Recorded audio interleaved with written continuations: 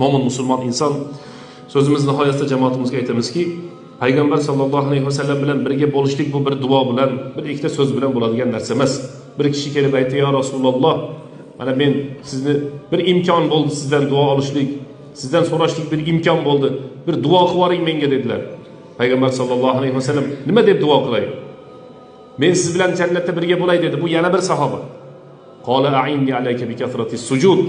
Sen o'zing ko'proq sajda qilsang, ana jannatda men bilan birga bo'lasan dedilar. Jannatda eshigi ochiq. Xohlagan odam kiraveradi. Ozgina mehnat qilish kerak. Jannatning eshigi ochiq. Bu Rossiyaga borgan odam ishi bo'ladi, bo'lmay qoladi yoki safar qilgan dehqonchilik, tijorat qilgan odamning ishi yoki bo'ladi yoki bo'lmay qoladi. Ammo ibodat qilganki insonning ixlosi bo'lsa jannatga kirib ketaveradi. U jannatni hammaga ochib qo'ygan Alloh taolo.